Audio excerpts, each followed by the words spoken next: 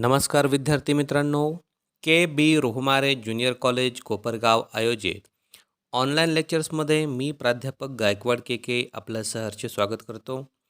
विद्यार्थी मित्रांनो, book keeping and accountancy या विषयामध्ये आपण 2 प्रकरणं पूर्ण केलेली आहेत. आज आपल्याला महत्त्वाचं जे प्रकरण क्रमांक 3 आहे, ज्याचं नाव आहे जर्नल, हे आज आपल्याला सुरू करायचं आहे. या प्रकरणाच्या माध्यमातून आपणाला meaning, importance and utility of accounting documents, meaning, definition, importance and utility of journal, specimen of journal आणि त्याचबरोबर recording of journal entries with GST एवढ्या घटकांचा अभ्यास आपल्याला या प्रकरणामध्ये करायचा आहे. म्हणून जर्नल हे प्रकरण 11वीच्या सिलेबसमध्ये अतिशय महत्त्वाचं असं प्रकरण आहे. तर सुरू करूया आजच्या व्हिडिओला.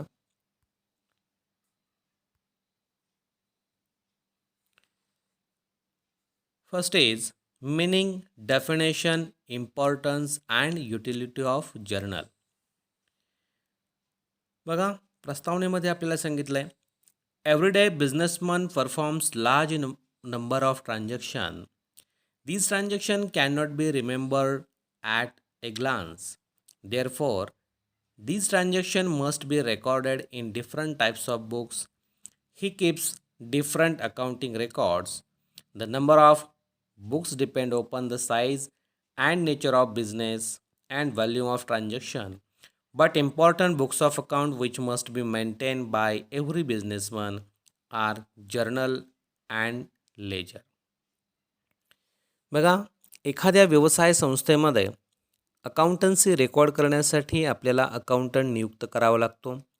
अकाउंटंट हा व्यक्ती आहे आणि व्यक्ती असल्या कारणाने व्यक्तीला मर्यादा असतात. म्हणजे लार्ज साईज बिझनेसेस आहेत, याचा अर्थ मोठ्या आकाराच्या ज्या काही संस्था आहेत, अशा संस्थांमध्ये दिवसाला खूप मोठ्या प्रमाणामध्ये ट्रान्झॅक्शन्स क्रिएट होतात. मग आपलं अकाउंटिंग इयर आपल्याला माहिती आहे की जे सुरू होतं 1 एप्रिलला आणि संपतं 31 मार्चला.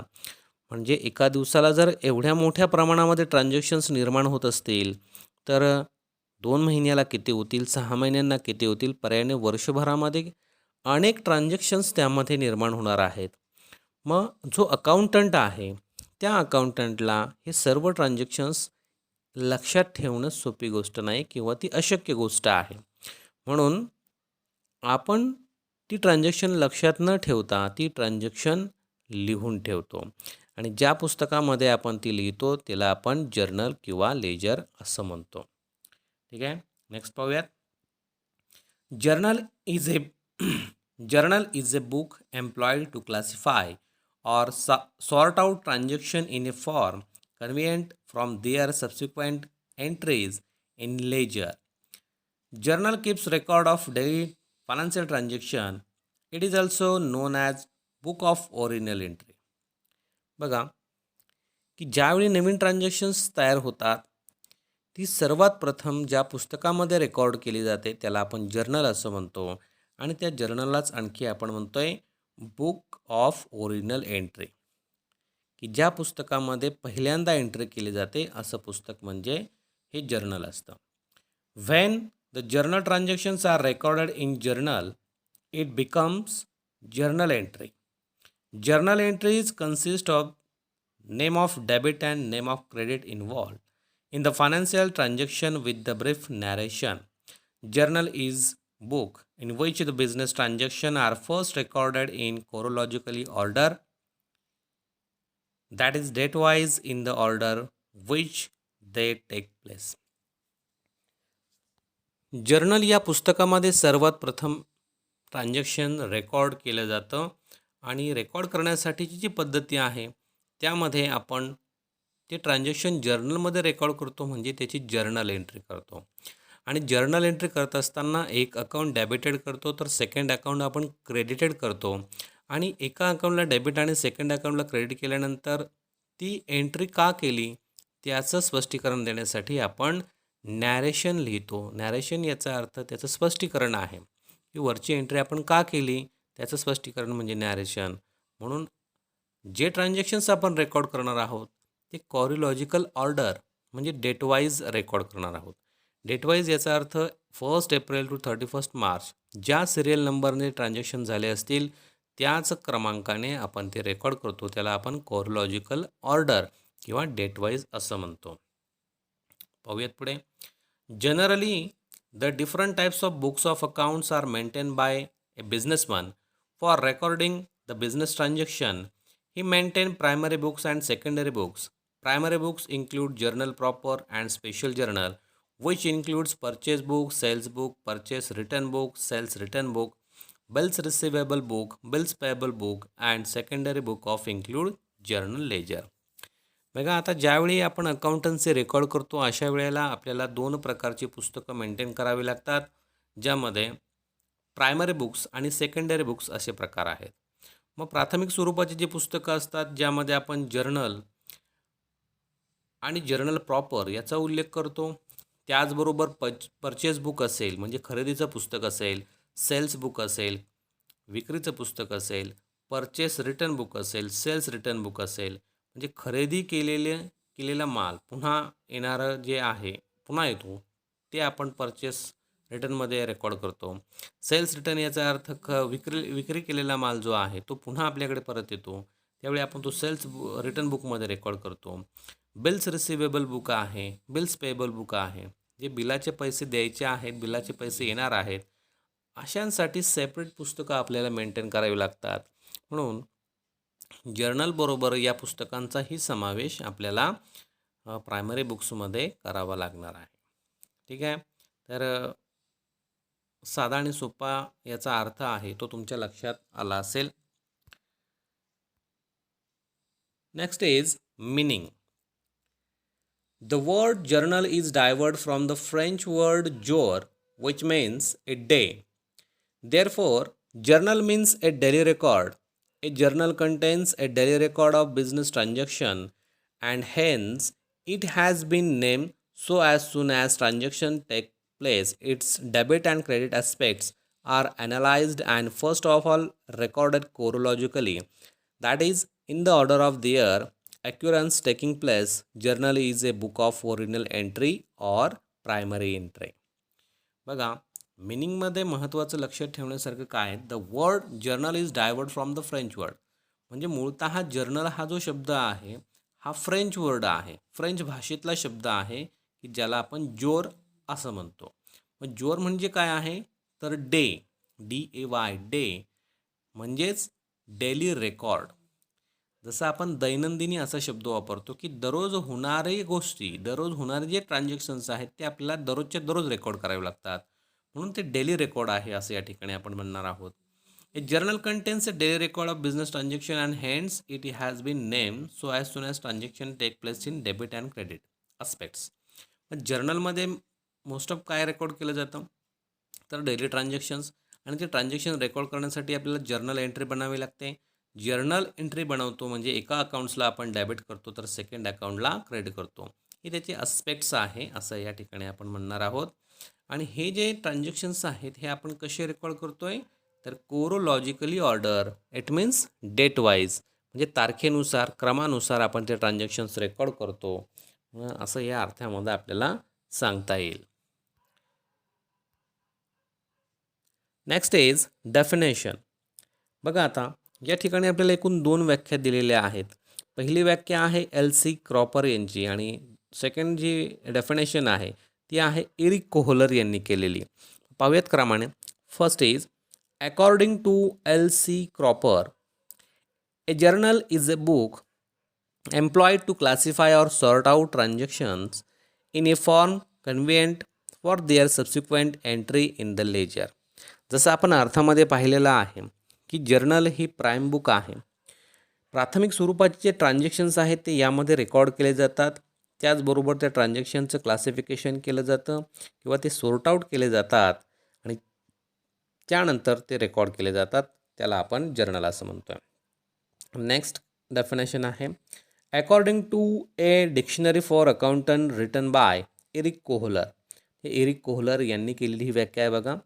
ए journal is the book of original entry are recorded transaction not provided for in specialized journal. बघा जर्नलच्या बाबतीमध्ये एरिक कोहलर सांगतात, a journal is the book of original entry. जसं आपण अर्थामध्ये किंवा प्रस्तावनेमध्ये पण पाहिलेलं आहे की ज्यावेळी एखादं ट्रान्झॅक्शन नव्यानं तयार होतं त्यावेळी जे ट्रान्झॅक्शन प्रथमतः ज्या ठिकाणी नोंदवलं जातं त्याला आपण जर्नल असं म्हणतो आहे. म्हणून ती प्राईम एंट्री आहे किंवा प्राथमिक स्वरूपाची नोंद आहे किंवा ती खरी नोंद आहे असं एरिक कोहलर आपल्याला सांगतात. ठीक आहे. अशा साध्या आणि सोप्या त्या व्याख्या आहेत, सहज तुमच्या लक्षात राहणार आहेत. Next is importance and utility of journal. म्हणजे जर्नलचे महत्त्व आणि उपयुक्तता काय आहे हे आपल्याला पाहायचं आहे. बघा, journal is an important book in book keeping. All business organizations keep the journal the importance and utility as follows. बघा आता जर्नलचे महत्त्व आणि उपयुक्तता काय आहेत त्यामध्ये फर्स्ट म्हटलं आहे, this is the principal book of account. It includes all types of accounts of business. बघा एक प्रिन्सिपल बुक आहे जे तात्विक स्वरूपावरती चालणारं एक पुस्तक आहे. म्हणजे जे अकाउंटन्सीचे जे तत्त्व असतात त्या तत्वानुसार चालणारे ते पुस्तक आहे किंवा त्या पुस्तकामध्ये रेकॉर्ड केले जाणारे ट्रान्झॅक्शन्स किंवा अकाउंट्स यासाठी हे पुस्तक आहे असं हे पहिले युटिलिटी आपल्याला सांगता आहे. Number 2, it show all necessary information regarding transactions. जर्नलमध्ये जे काही आपण रेकॉर्डिंग करतो आहे ती एक प्रकारची इन्फॉर्मेशन आहे ट्रान्झॅक्शन संदर्भामध्ये. म्हणजे व्यवसायाचे जे व्यवहार आहेत त्या व्यवहारांची माहिती म्हणजेच जर्नल आहे. Next is number 3, the journal has date wise record of all transactions with details about account. It help to understand the event when it's took place. बघा जर्नलमध्ये रेकॉर्ड करत असताना आपल्याला डेट वाईज रेकॉर्ड करायचे आहेत. जसं मागे मी सांगितलं की आपला अकाउंटिंग इयर आहे 1 April to 31 March every year. मग या 1 तारखेपासनं 31 तारखेपर्यंत जेवढी ट्रान्झॅक्शन्स होणार आहेत ती आपल्याला डेट वाईज रेकॉर्ड करायची आहेत. म्हणून तारखेनुसार आपण ते रेकॉर्ड करणार आहोत. ज्या दिवशी ते ट्रान्झॅक्शन होईल त्याच दिवशी ते रेकॉर्ड करणं गरजेचं असतं. नाहीतर ओमिशनसारखा जो प्रकार आहे म्हणजे गळतीचा जो प्रकार आहे तो घडत असतो, त्याला आपण एरर ऑफ ओमिशन असं म्हणतो. म्हणून थोडक्यात डेट वाईज आपल्याला ट्रान्झॅक्शन्स रेकॉर्ड करायचे असतात. हे याचं इम्पॉर्टन्स किंवा युटिलिटी आपल्याला सांगता येईल.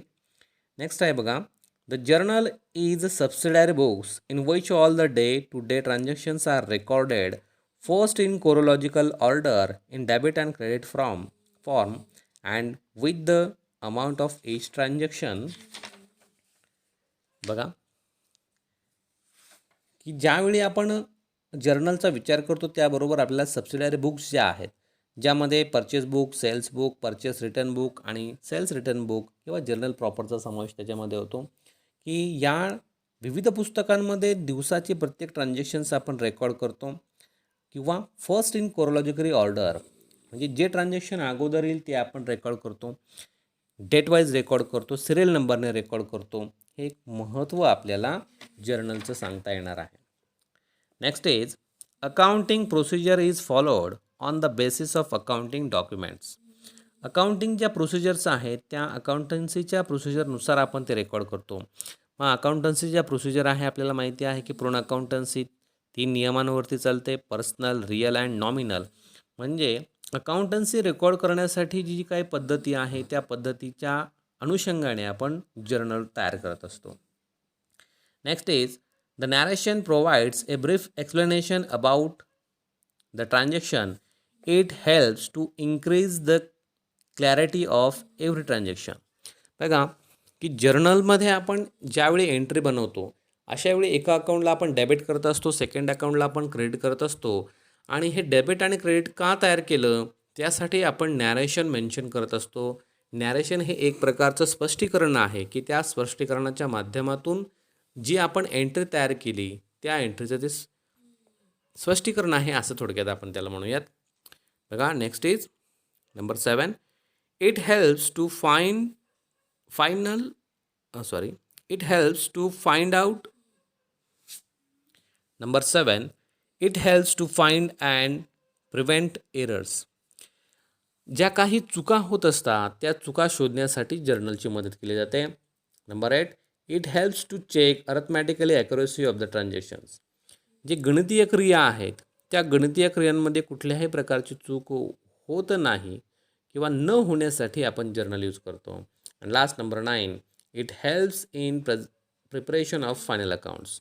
जर्नलचा उपयोग कशासाठी होतो तर फायनल अकाउंटसाठी होतो. म्हणून आपल्याला अकाउंटन्सीची चेन माहिती आहे किंवा अकाउंटन्सीची साखळी माहिती आहे की ज्यामध्ये पहिलं ट्रान्झॅक्शन होतं, त्यानंतर ते जर्नलमध्ये रेकॉर्ड होतं, त्यानंतर सबसिडायरी बुक्समध्ये रेकॉर्ड होतं, त्यानंतर ते लेजरमध्ये जातं, लेजरमधून ते ट्रायल बॅलन्समध्ये जातं आणि ट्रायल बॅलन्समधून ते trading account, profit and loss account आणि बॅलन्स शीटमध्ये जातं. म्हणून ही अकाउंटन्सीची चेन आहे की ज्यावेळी तुम्हाला फायनल अकाउंट्स बनवायचं असेल त्यासाठी तुम्हाला जर्नलचा उपयोग होतो. हे या ठिकाणी आपल्याला लक्षात ठेवायचं आहे. नेक्स्ट इज स्पेसिमन किंवा फॉर्मॅट ऑफ जर्नल. म्हणजे जर्नल नेमकं कसं असतं तर त्याचा आपल्याला फॉर्मॅट दिलेला आहे, तुम्हाला स्क्रीनवरती दिसत असेल बघा. की महत्त्वाचं जे आहे की ज्यामध्ये एकूण जर्नलला 5 कॉलम दिलेले आहेत बघा. पहिला आहे डेट, सेकंड आहे पर्टिक्युलर, थर्ड आहे लेजर फोलिओ, फोर्थ आहे डेबिट अमाऊंट रुपीज आणि लास्ट नंबर 5 आहे क्रेडिट अमाऊंट रुपीज. ज्यावेळी आपण जर्नल या पुस्तकामध्ये एंट्री बनवणार आहोत अशावेळी आपल्याला एका अकाउंटला डेबिट करायचं असतं, सेकंड अकाउंटला क्रेडिट करायचं असतं आणि त्याचं नॅरेशन लिहायचं असतं. म्हणून तुम्ही पर्टिक्युलर कॉलममध्ये पाहू शकता फर्स्ट लाईनवरती आपण म्हणलं आहे name of the account debited. म्हणजे तुम्ही ज्या अकाउंटला डेबिट करणार आहात ते तुम्हाला सुरुवातीला लिहावं लागेल. त्यानंतर सेकंड लाईनवरती आपण पाहिलं आहे की नेम ऑफ अकाउंट क्रेडिटेड. म्हणजे ज्या अकाउंटला तुम्ही क्रेडिट करणार आहात ते तुम्हाला सेकंड लाईनवरती मेन्शन करावं लागतं. म्हणून लिहिताना जी पद्धत आहे ती लक्षात घ्या की पहिल्या ओळीवरती नेम ऑफ डेबिटेड अकाउंट आणि स्पेस सोडून आपल्याला DR म्हणजेच डेबिट असं लिहावं लागतं. त्यानंतर वरच्या अकाउंटला पॅराग्राफ होईल एवढी जागा सोडून कॉमन शब्द टाकायचा असतो टू यामध्ये T हा कॅपिटल असतो आणि नेम ऑफ अकाउंट क्रेडिटेड लिहिलेलं असतं. म्हणून एका अकाउंट आपण डेबिट करतो तर सेकंड अकाउंट आपण क्रेडिट करतो. त्याचबरोबर तुम्हाला खाली नॅरेशन दिसतं इंटू ब्रॅकेट की जे बिंग या शब्दाने त्याची स्टार्टेड असते किंवा सुरुवात असते. म्हणून साधारणतः हा एक स्पेसिमन आहे किंवा फॉर्मॅट आहे की जो तुम्ही व्यवस्थित बघा की तुम्हाला तो सहज समजेल. आता आपण या फॉर्मॅटमध्ये जी काही कॉलम्स दिलेली आहेत ती काय इंडिकेट करतात त्यावरती चर्चा करणार आहोत. तर बघा एक्सप्लेनेशन ऑफ कॉलम्स त्यामध्ये फर्स्ट म्हणले date. In this column of journal record of the year, month and date of every transaction is written. The year should be written at the top and below. The month and date should be written. बघा स्पेसिमनमध्ये आपण date हा column पाहिला की ज्यामध्ये तुम्हाला तारीख लिहायची आहे ज्या दिवशी ते ट्रान्झॅक्शन तयार झालं असेल. पण ती लिहिण्याची पद्धती अशी आहे की सुरुवातीला तुम्हाला इयर लिहावं लागेल, त्यानंतर मंथ लिहावं लागेल आणि त्यानंतर ज्या तारखेला ते ट्रान्झॅक्शन झालं ती डेट तुम्हाला मेन्शन करावी लागणार आहे. मग साधा आणि सोपा असा हा कॉलम आहे. Next is particular. In particular column the journal entry is passed in 3 part. पर्टिक्युलरमध्ये तुम्हाला 3 गोष्टी काय पाहिजे आहेत, name of debited account, name of credited account आणि नॅरेशन. त्यामध्ये बघा debit account, it record the name of the debited of the account to be debited. ज्या अकाउंटला तुम्ही डेबिट करणार आहात ते अकाउंट तुम्ही डेबिट म्हणून लिहा. Credit account, it record name of the account to be credited. ज्या अकाउंटला तुम्ही क्रेडिट करणार आहात त्या अकाउंटचं नाव क्रेडिट म्हणून लिहा. And last narration. Narration is the brief explanation of the journal entry. It is written in the bracket and being with the word being. म्हणजे narration जे आहे ते नॅरेशन ते लिहित असताना तुम्हाला इंटू ब्रॅकेट लिहायचं असतं आणि त्याची सुरुवात बिंग या शब्दाने केलेली असते. नॅरेशन लिहून झाल्यानंतर तुम्हाला ते इंटू ब्रॅकेटमध्ये आपण लिहिलं असतं तर ब्रॅकेट कंप्लीट करायचा असतो. म्हणजे थोडक्यात वरती जे आपण नेम ऑफ डेबिटेड केलं आहे, नेम ऑफ क्रेडिट केलं ते का केलं त्याचं स्पष्टीकरण म्हणजे नॅरेशन असतं जे तुम्हाला या ठिकाणी लिहायचं असतं. त्यानंतर थर्ड कॉलम आहे बघा ledger folio number. It means page number of the ledger. हे तुम्ही लेजरचा पान क्रमांक त्या ठिकाणी लिहिणं गरजेचं आहे किंवा ते कॉलम त्याच्यासाठी दिलेलं आहे असं आपण या ठिकाणी म्हणू शकतो. नंबर 4 आहे debit amount. In this column the amount of debit account is return. And last number 5 credit amount.